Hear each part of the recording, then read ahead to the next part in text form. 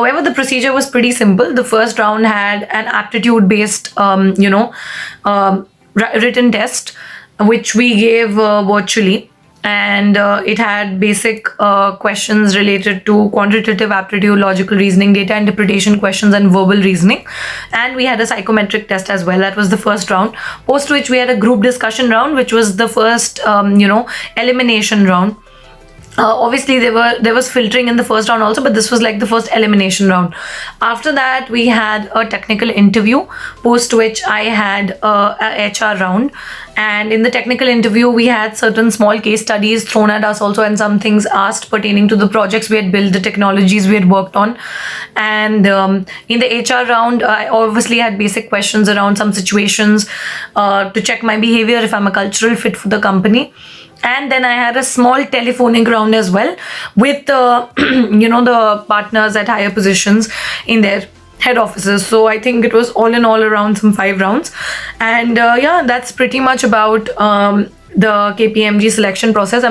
If you are on social media and you are not learning, not laughing, not being inspired, or not networking, then you are using it wrong. This is such an apt quote pertaining to LinkedIn. LinkedIn is the only social media platform that gives you massive organic reach and visibility, whether it is looking for jobs, internship, finding clients for freelance work, or creating personal brand. LinkedIn is the only one-stop solution. So hey guys, this is Yash Sisodia and welcome to the another super special corporate based interview with the most gorgeous guest that we had on the show, DHAIRYA GANGWANI. She is an electronics and communication engineer currently working with KPMG in India as an SAP Analyst, primarily working on cloud P2P technologies.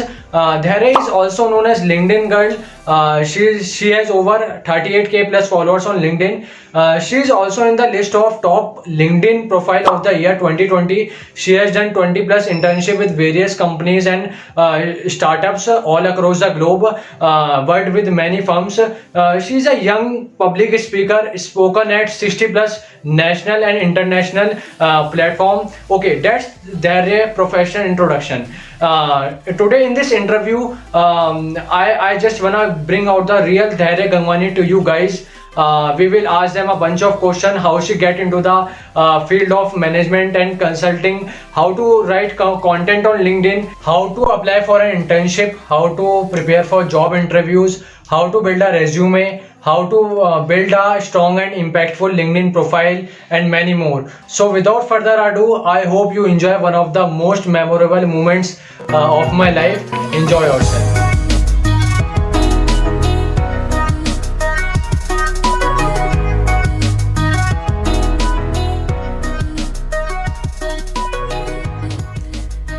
Hi Yash, firstly thank you so much for having me as a guest on your YouTube channel, and it's an honor being on your channel. I know you have been following my content for a long period of time, and we have met virtually a couple of times.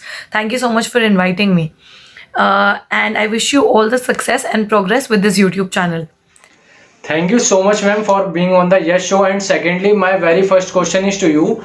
As I know, you have done your engineering in electronics and communication branch. Why did you choose to become a SAP analyst? I mean, how did you get into the field of management and consulting?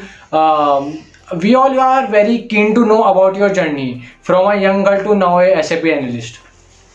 To answer your first question, that how did I transition from a core electronics domain to becoming an SAP analyst? Well, I think I've answered this question at a lot of platforms and a lot of places, but I do understand it is one thing everyone wants to know.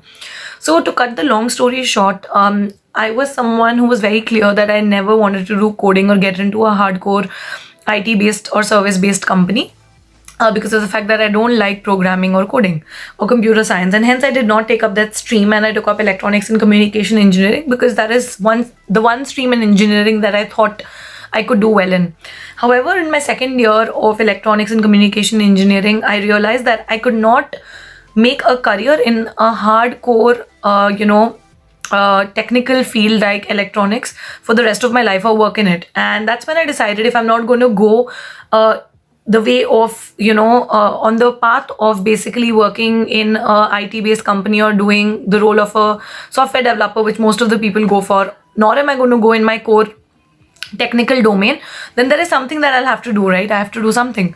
That's when I started exploring the management side of things. A lot of people used to say you should only explore it after MBA, but I just wanted to explore it. And that's when I started doing a lot of internships, which gave me a lot of experience. And luckily, I had many management consulting firms coming in my campus for placements. That's how I got placed with KPMG. And currently, I'm working with them as a SAP analyst in the management consulting department. Ma'am, many of us don't know what is the role of a SAP analyst. Can you please tell us in a very elaborated way? Well, that is an interesting question. A lot of people ask me that. I did not know what SAP was myself about 9 months ago. So, SAP stands for Systems, Applications, and Products, and it's a huge technology in itself. It's an enterprise resource planning tool, or you may call it a software. So, it helps you in basically streamlining your business processes and your business operations. And in SAP also, you've got a huge number of modules which different consultants and analysts work on.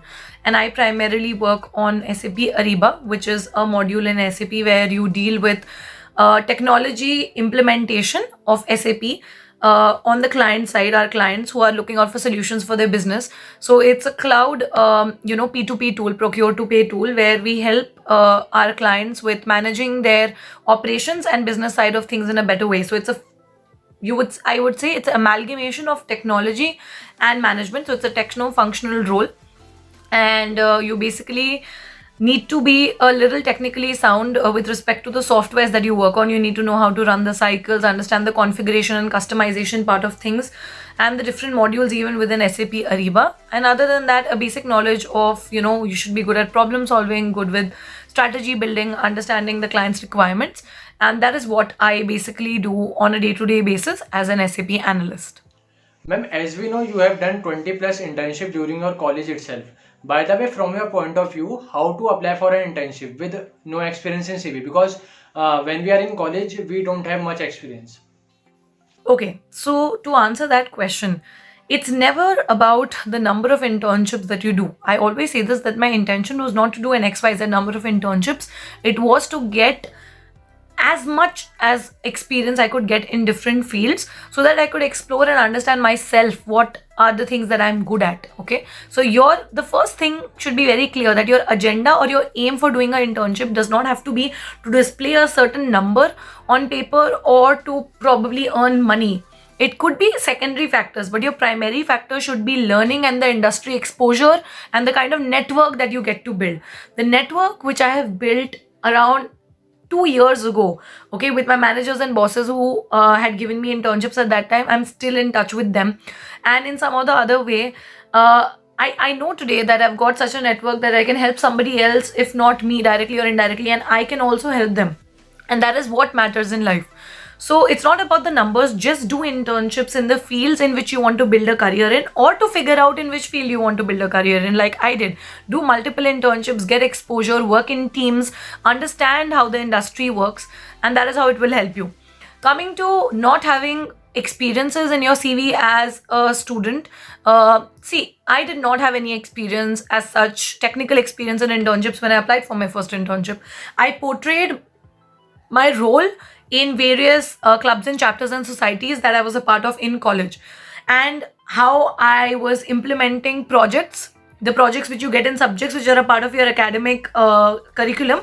I displayed how was I working in a team with my project mates, right? So it's just about, people just don't know how to articulate their experiences. Even a fresher can display skills of leadership, teamwork, time management, communication skills if you put it the right way. Any kind of volunteering work that you have done, you help people, you taught them, it just shows that you're someone who has got good skills of probably problem solving or interpersonal skills, all of that. So it's just about how you frame and articulate it in any chapter or club. Even if you were a core committee member or just a member, not at a leadership role, you were working with people from diverse backgrounds. You were building projects, so you were building a technical skill set as well, and you were interacting with people, maybe getting sponsorships, etc. So you have built skills of negotiation, sales, marketing indirectly. It's just about how you put it on your CV. Ma'am, my next question is to you. We have leveraged platform like YouTube, Insta, LinkedIn, and if we talk about LinkedIn, which is one of the best platform to share content, How have you really made yourself stand out? To have so many followers on LinkedIn, what effort went into it? What would you tell to people who are trying to grow on LinkedIn? How can they succeed like you? I mean, how do you write content on LinkedIn? What kind of content is liked by people? Well, when it comes to LinkedIn, to be very honest, I always say this is the one thing which has transformed my life and turned the tables upside down overnight.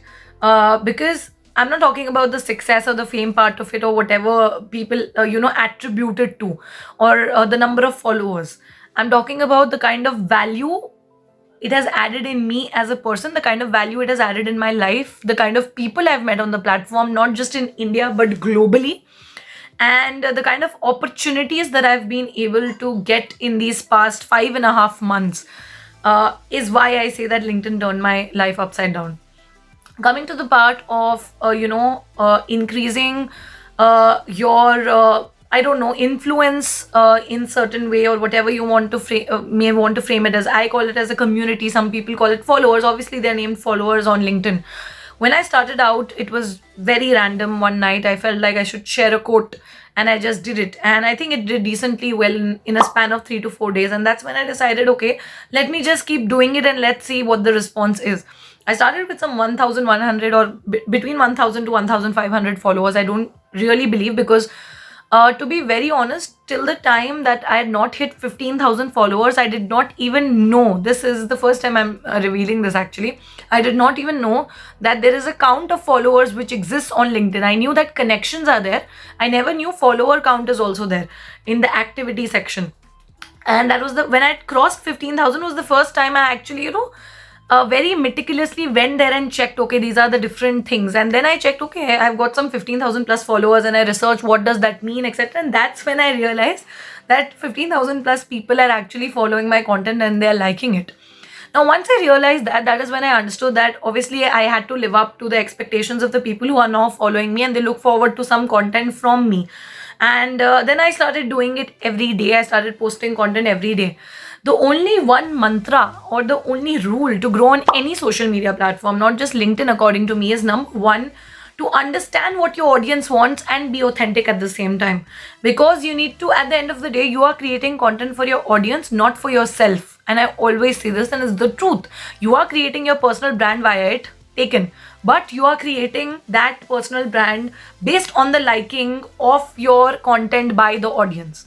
So it's important to understand what your audience is liking, what they're not liking, and accordingly posting content. And being real. Don't try to imitate someone or be like somebody else in your field or even outside of your field, because someday or the other people will realize who's original and who is trying to imitate someone else. Be real, be authentic, and try to relate to people as much as you can. Do storytelling, create content in your niche after a couple of months when you've understood the algorithm, etc. And that's the only way to increase your community base, or to increase the kind of personal branding influence that you want to create for yourself. Just don't go behind it. That's the best way to actually create it, being very honest. I never knew, as I said, till the point that I had 15,000 followers. And maybe I sometimes feel that is the reason that in just a span of 5 months I've been able to cross about 35,000 plus followers, right? Because I never paid attention to it. So yeah, that is the key to growing on LinkedIn. Now, ma'am, suppose if anyone is in college and she is not much interested in coding part, like they are not much interested in IT industries, and after their engineering, they are thinking to switch to management and consulting field like you. How she can prepare for this position? At that time, how did you prepare for this position? Please share some preparation tips regarding that.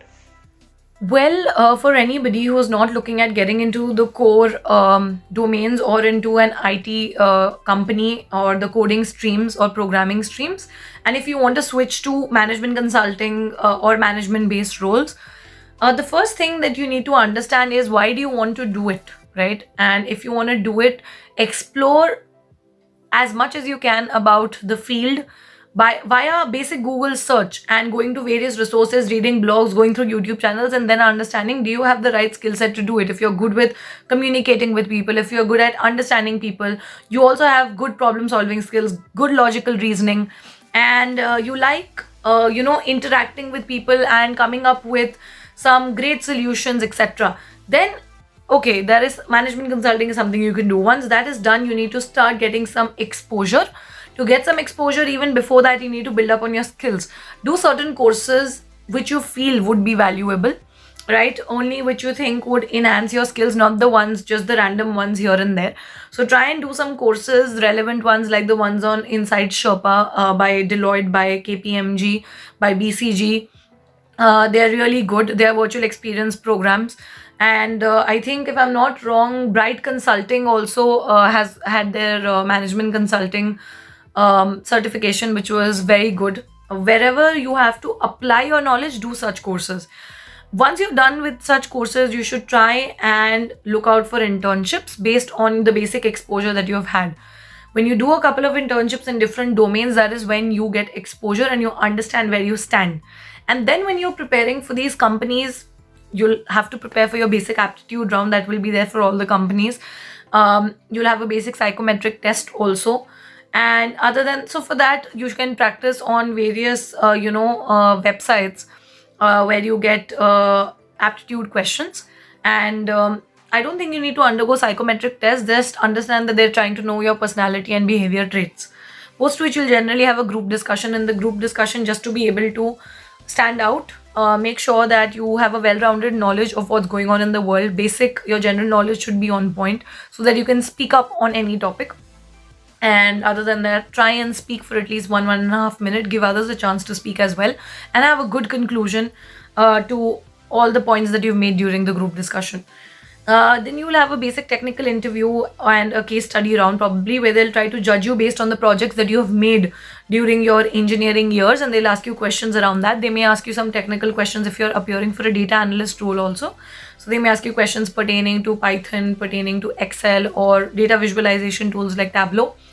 And in the case study round, they are trying to judge your logical reasoning and problem solving skills. So they'll give you a situation and they'll ask you to come up with a feasible solution. They won't judge you on the final answer. They're just going to see your approach. So you can take help of various YouTube channels like M Consulting Prep. It's a good one, and Crafting Cases, to get help with case studies for management consulting roles. And you will have a HR round after that. For that, obviously, to prepare for that, do a good background check of the company. Understand why do you want to work for that company in that particular job role. Where do you see yourself in that company growing, etc.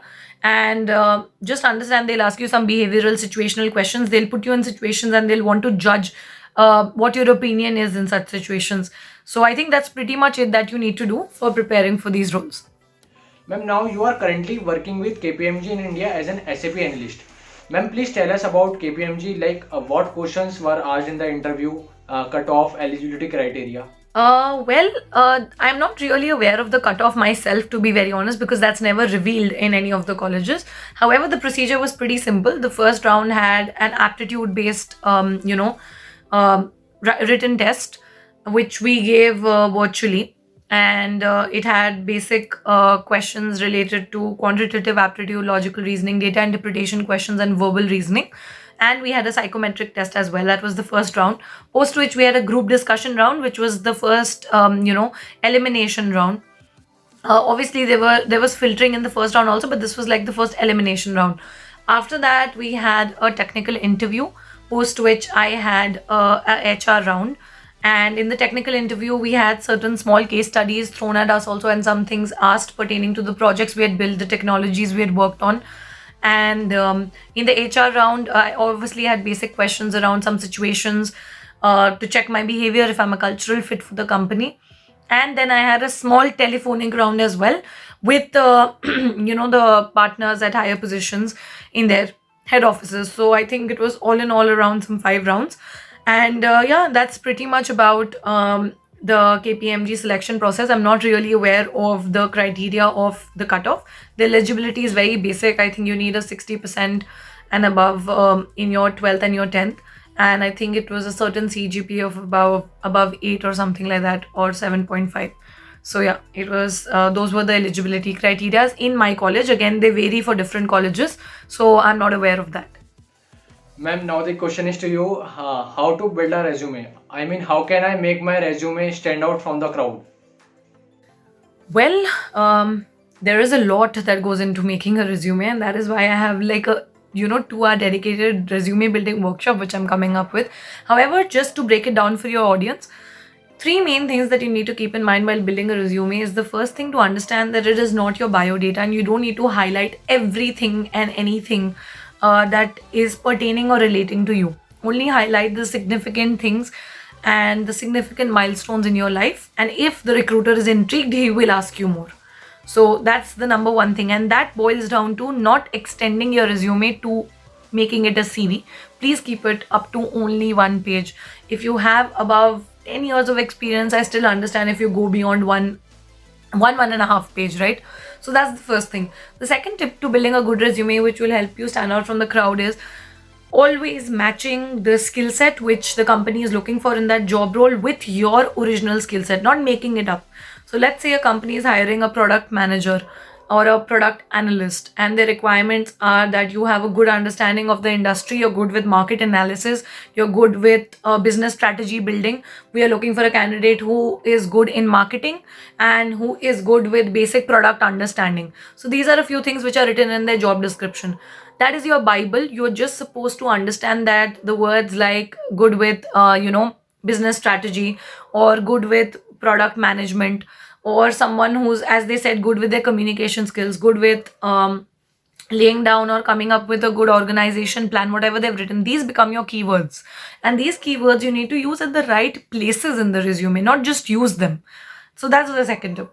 And I think the third tip would be, don't make a very fancy resume, because for these conventional jobs that we apply to, whether it's a service-based company or it is a product-based company, you need to make sure that your resume is as simple and neat and clean as possible, and make it very readable. So keep bullet points as much as you can rather than using huge paragraphs.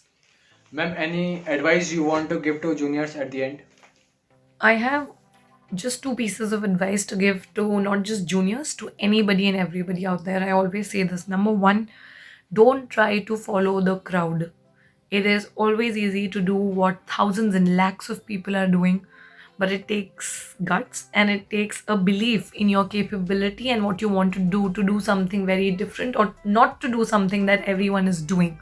Okay, and not just for the sake of someone else is not, people are doing this and just to show that you're doing something different, you do it. No, because your heart says that you are good at it and you will be able to do it and you want to make a career out of it, do it for that. Second thing is not to compare yourself to others. It's the worst thing that you can do to yourself, because ultimately in life, as you mature and you grow as a person, you realize that everyone has got their own stages and phases in life, and there is no point comparing people who are anyways traversing a different path. Today I'm doing something very different from most of the people who are who were my batchmates. So there is no point me comparing my journey to them, nor should they compare their journey with me, because what they've done anyways is extremely different, and I was always doing something very different from the rest of them. So at that moment, obviously you don't realize that why you shouldn't be doing it, but the sooner you can, you should realize that concentrating on yourself is the best thing to do rather than comparing yourself to others. So these would be my two pieces of advice for not just juniors but anybody. So thank you so much, Yash, for having me on your show, and I hope that my answers can help a lot of people and students, or even working professionals, with any kind of help that they were looking at via these answers. Thank you once again for having me. Thank you so much, ma'am, for joining me here for this interview. We have learned a lot from this beautiful session. Guys, if you haven't subscribe to the channel, like this video, share it with your friend, make sure that you have hit that like button. मिलते हैं किसी एक अच्छी video के साथ, तब तक के लिए